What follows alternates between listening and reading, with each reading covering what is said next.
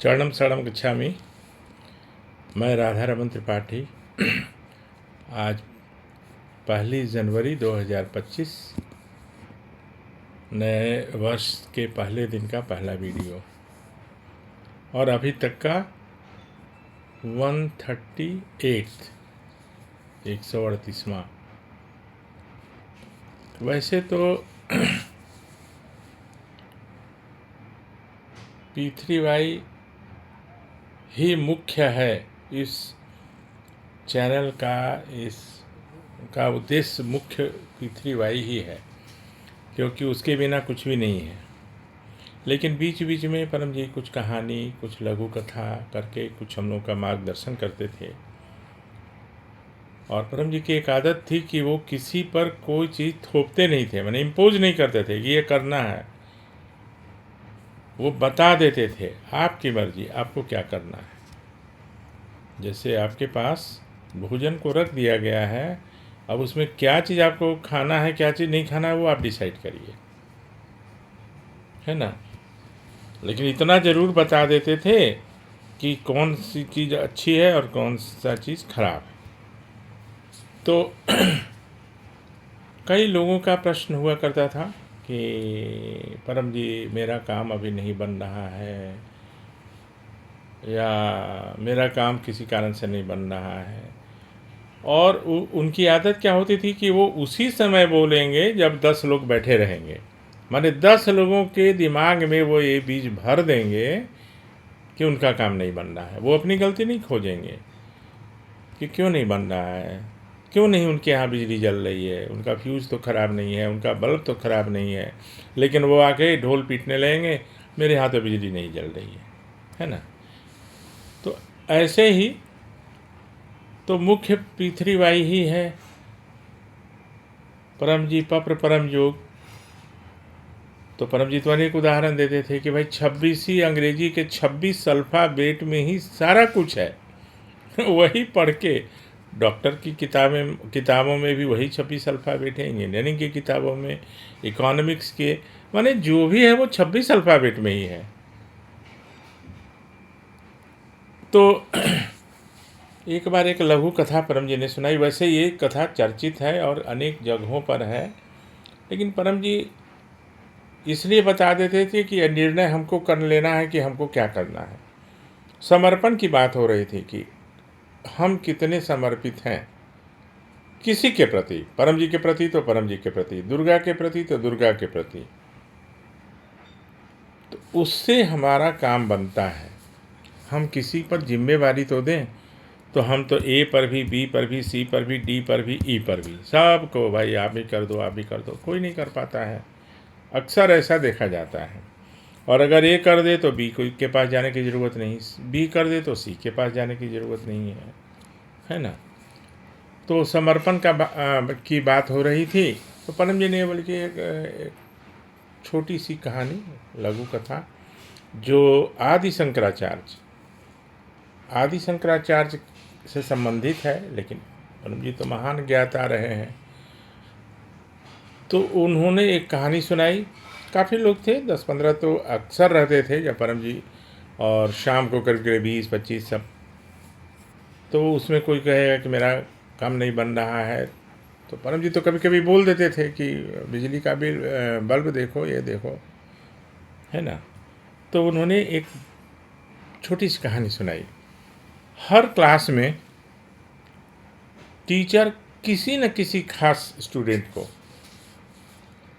बाकी लोगों से थोड़ा ज़्यादा प्यार करता है, या उसको कुछ ज़्यादा छूट देता है। छूट का मतलब है कि बदमाशी करने के लिए नहीं, मतलब कि उसके प्रति उसका कुछ ज़्यादा, तो उसका कुछ कारण होता है जिसके चलते बाकी के लोग को ईर्ष्या भी होती है। आदि शंकराचार्य भी ओंकारेश्वर में नर्मदा नदी के किनारे, नर्मदा जो नदी है उसके एक तरफ पेड़ के नीचे बैठते थे और अनेक शिष्य लोग। लेकिन उनका एक शिष्य था जिसका नाम अभी मैं भूल रहा हूँ, बाद में उसका नाम जो हुआ मैं बताऊंगा।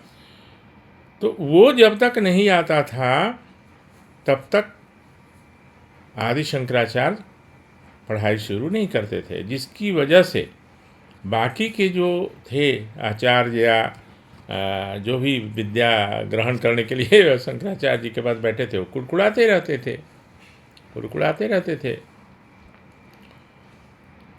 तो शंकराचार्य जी ने सोचा कि आज इन लोगों की आंख मैं खुलवाता हूँ, मैंने इनको मैं एहसास कराता हूँ कि मैं क्यों उसको इतना। और वो क्या करता था, जो इनका शिष्य था, तो इनका कपड़ा धोना, कपड़ा डालना सुखाने के लिए, गाय का दूध लाना इत्यादि इत्यादि। तो नर्मदा नदी उस दिन, जिस समय की ये कहानी है, वो पूरे बाढ़ से भरी हुई थी और पूरा पानी बह रहा था। और उसी समय इनको वो दृष्टांत बताना था लोगों को कि देखो समर्पण क्या होता है। तो उसका नाम कोई मान लीजिए कि शंकर करके ही नाम था उसका। तो सारे लोग बैठे थे इंतज़ार में कि वो आएगा तभी तो पढ़ाई शुरू होगी। बहुत लोग अंदर से ईर्ष्यालु भी रहते थे। तो शंकराचार्य जी ने आवाज़ दिया, शंकर, ऐसे। तो हालांकि शंकर नाम नहीं था, कुछ और था, अभी मैं भूल रहा हूँ, इसलिए उदाहरण के लिए एक रख दिया हूँ। जैसे उसने सुना अपने आचार्य की गुरु की आवाज़, वो सारा काम छोड़ के और वो नदी पर पानी के ऊपर चलते हुए चला आया।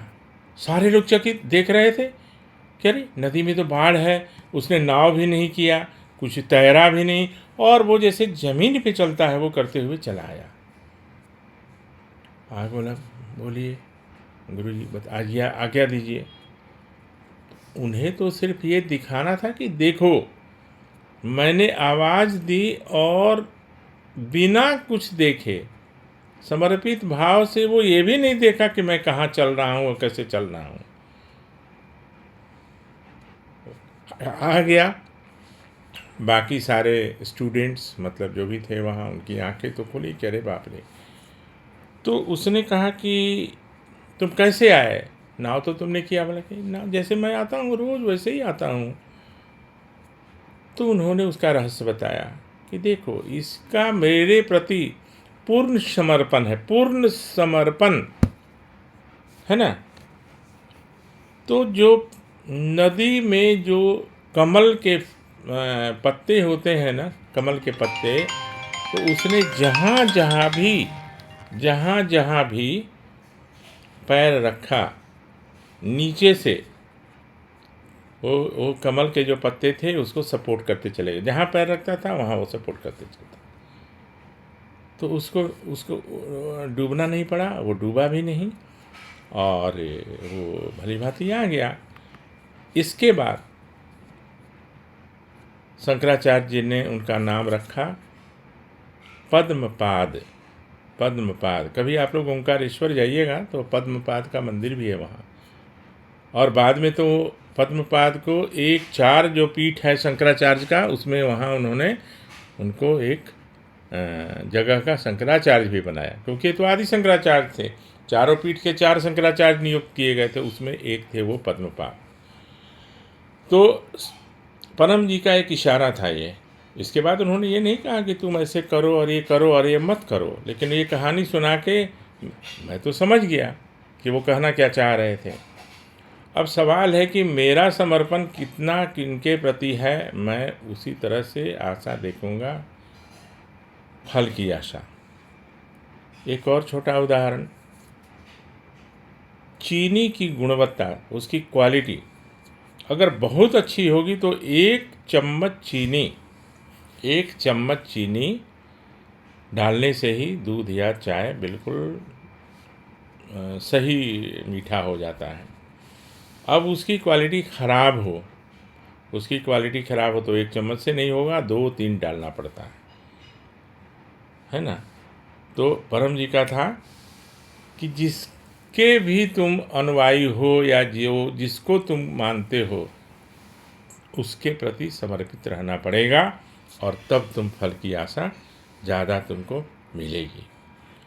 तो ये वीडियो भी थोड़ा लंबा हो गया, तो कोई बात नहीं, आज का पहला वीडियो एक कहानी के रूप में परम जी के द्वारा, ये कहानी वैसे शास्त्रों में भी होगी और भी कहीं होगी, बट ये चूँकि परम जी ने बताया था समर्पण भाव को लेकर, क्योंकि कुछ लोग आप लोगों को भी मिलेंगे, जितने लोगों को सिखाइएगा ना, ज़्यादा लोगों को, तो कुछ लोग ऐसे मिलेंगे ना कि उसी समय आएंगे जब आप 5-10 लोगों को सिखा रहेंगे, और कोई एक आदमी आएगा और बोलेगा कि मेरा तो ये काम नहीं बना, मेरा तो वो काम नहीं बना। अब बड़ा मुश्किल है। उनको सीधे हाथ जोड़ के बोलिए, परम जी बोलते थे कि this is not for you, भाई ये आपके लिए नहीं है, आप कहीं और रास्ता देखिए। अपनी गलती तो हम ढूंढेंगे नहीं और दोष देंगे पीथरी बाई को। तो खैर अभी का यही, और पीथरी बाई से काम बनता है, सुखद इच्छाएँ पूरी होती हैं, परम योग से मन शांत रहता है। इतना कहते हुए अभी इस वीडियो में आपसे विदा लेता हूँ। क्षणम शरणम गच्छामि।